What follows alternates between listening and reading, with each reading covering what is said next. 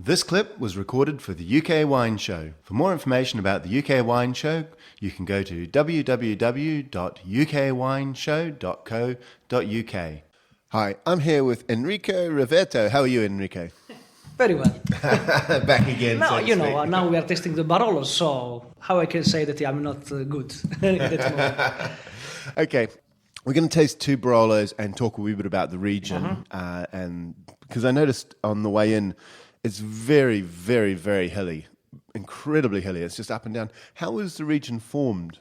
It depends on which side of hills we are talking, because there are 7 small villages in the Barolo area where we can grow the Barolo, and they are divided in 2 different sides. The Barolo comes from Monforte and Serralunga, and the Barolo who comes from Barolo and La Morra. There are 2 different sides inside of the Barolo. But before to answer to your question, I would like just to tell you something about in general of the area, because otherwise you don't understand. All this area, all the Barolo areas, you can produce Barolo only in this limited area. So all the Nebbiolo grapes, which is planted, put in the ground in this specific area, can be called Barolo after 3 years of aging in the barrel. Mm-hmm. The difference, of course, from one village and to another village is huge difference. So that's also why the Barolo is a little bit more complicated than the other grape variety that we have. Because Nebbiolo grapes, first of all, Nebbiolo grapes, it come from a very small word in Italian, it's called nebbia, that it means fog. Fog, nebbia, like, in the fall, in late fog, we have this kind of fog around here.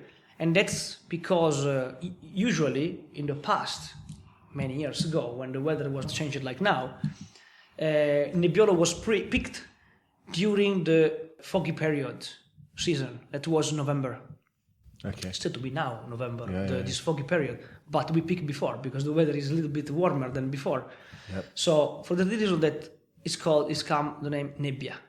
So this part, nebbia is fog. So Nebbiolo is come from originally from this word. Okay, because Nebbiolo is quite a late ripening grape.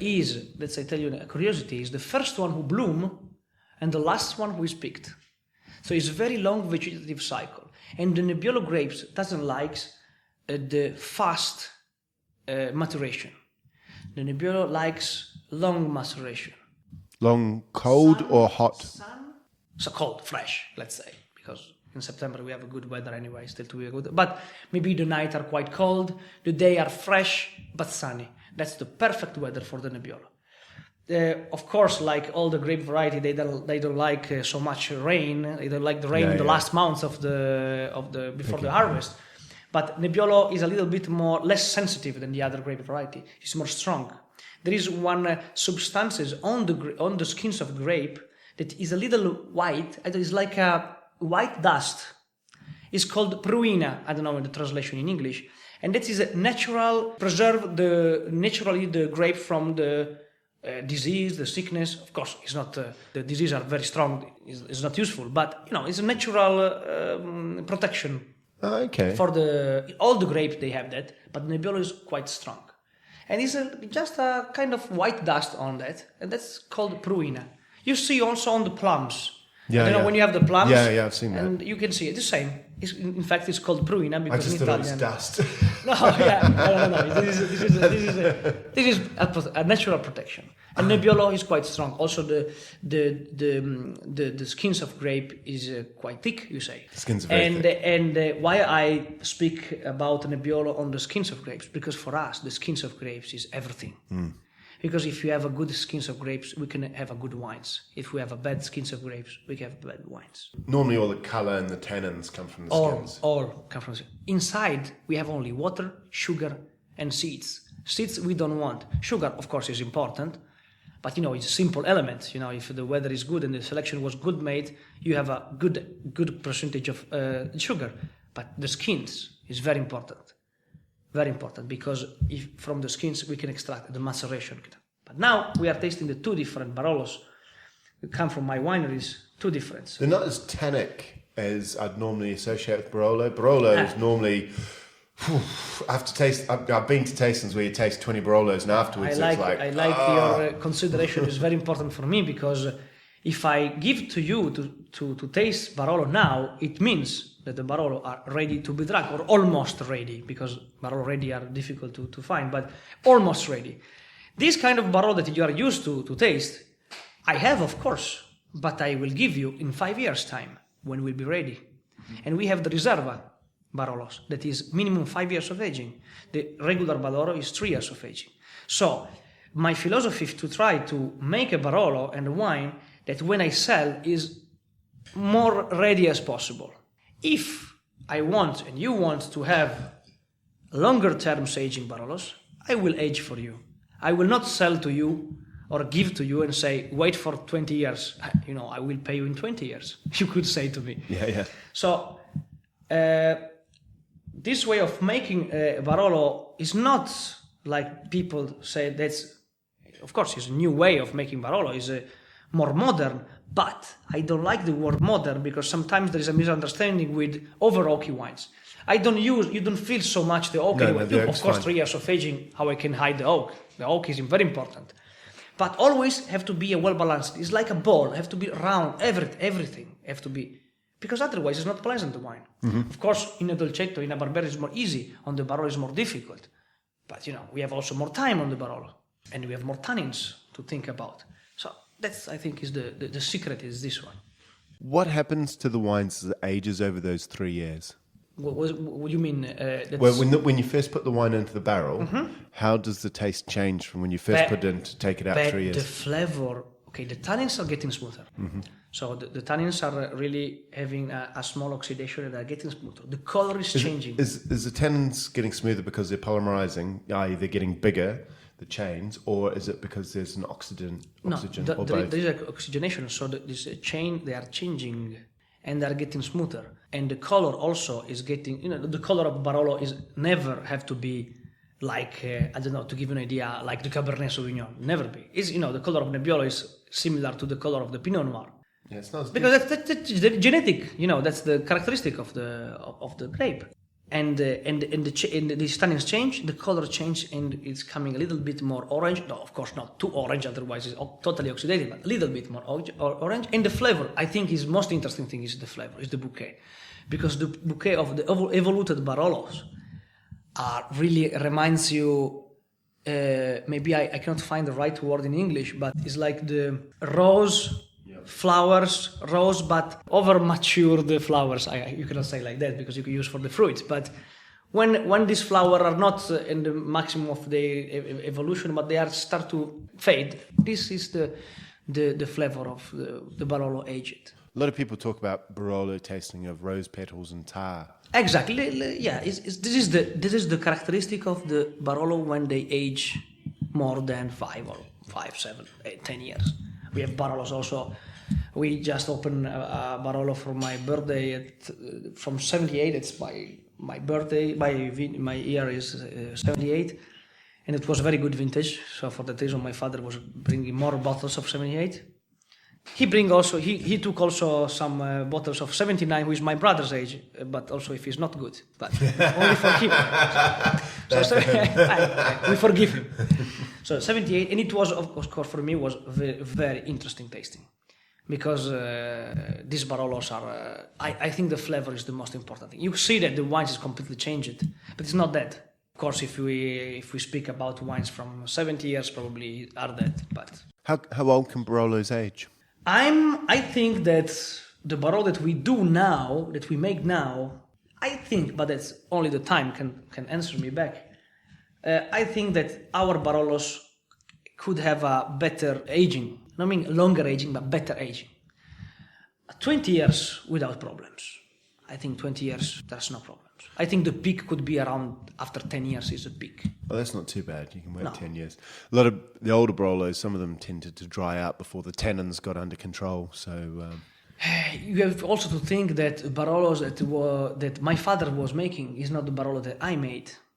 And so there is also a conflict sometimes between me and him. But that I think is normal between the two generations. Also because the knowledge is different.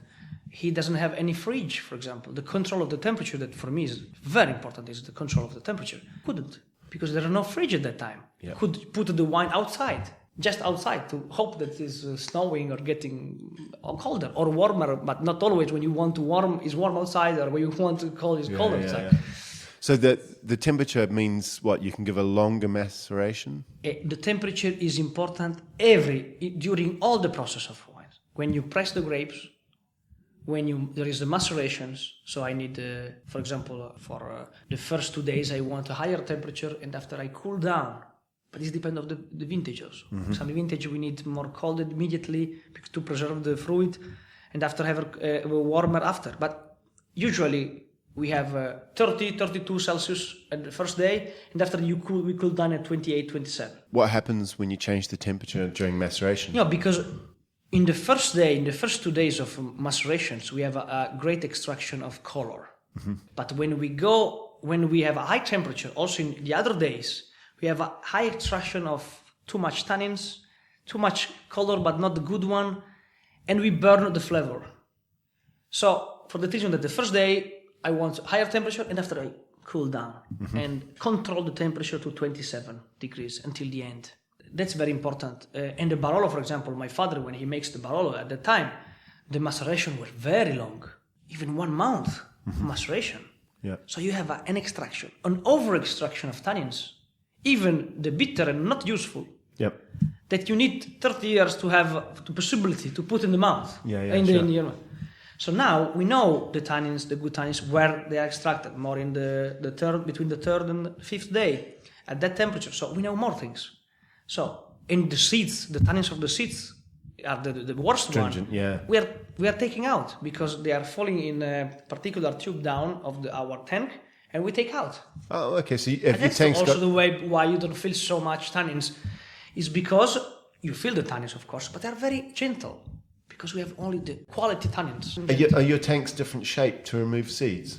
There are 3 tanks that we have. Yeah. They have a special part on the bottom with special, tube. Special shape, yeah. Shape in the bottom, where after the pressing, when the fermentation starts, the skins of grapes come up, the juice stay down, and the seeds are more heavy, so they fall down. Oh, and okay. fall down, we just collect and take them away. Yeah, okay. Because seeds can be very astringent, as you say. Yeah, the worst one.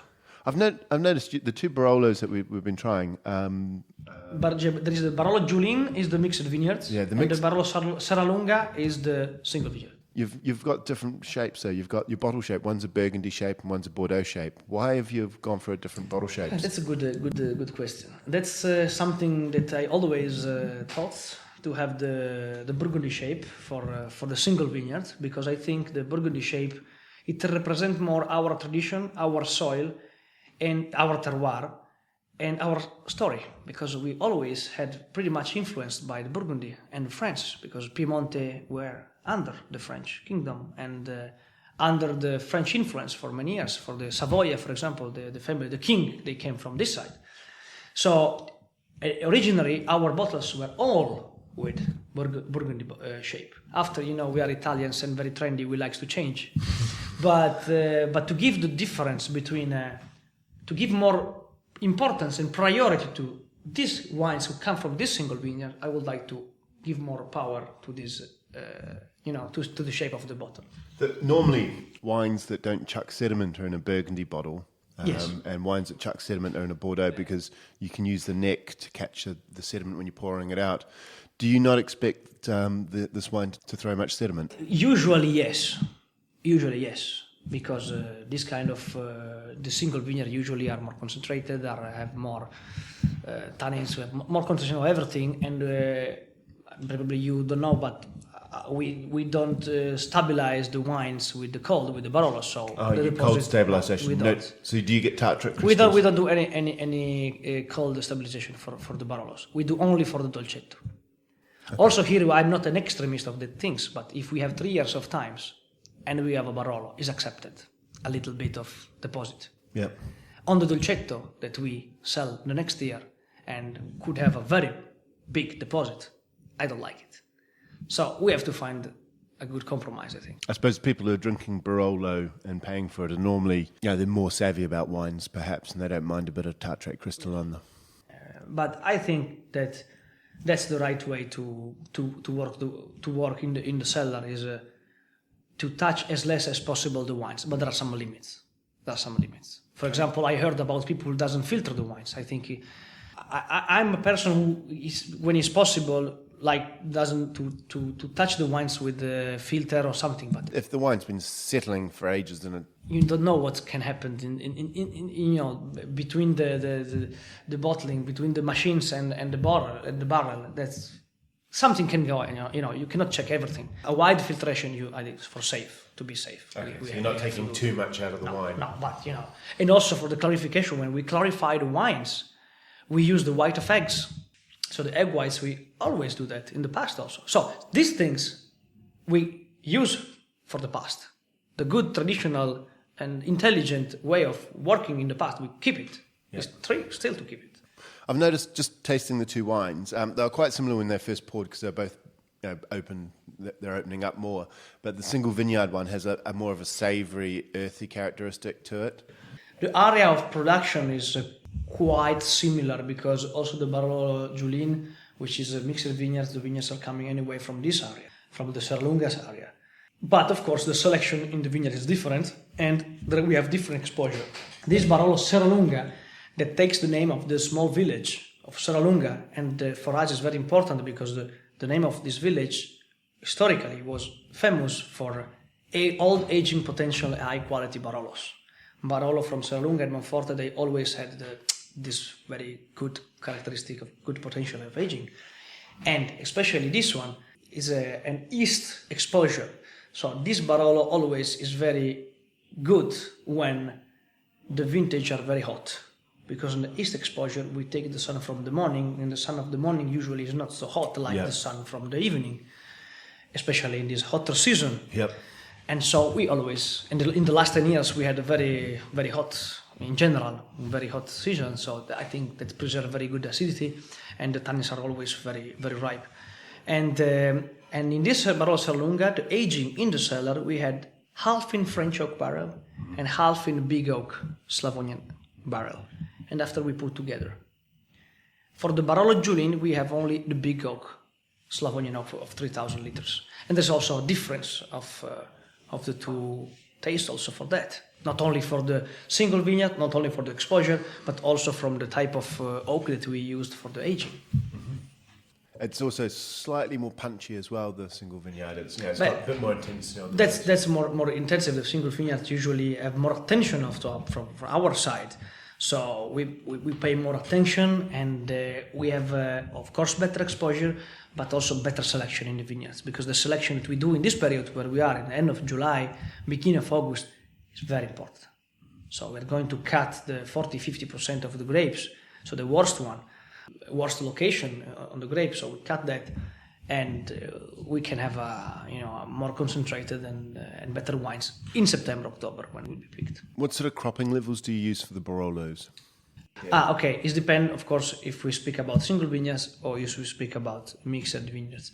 Let's say from 4,000 kilo per hectares until 6,000 kilo per hectares. That's more or less the average.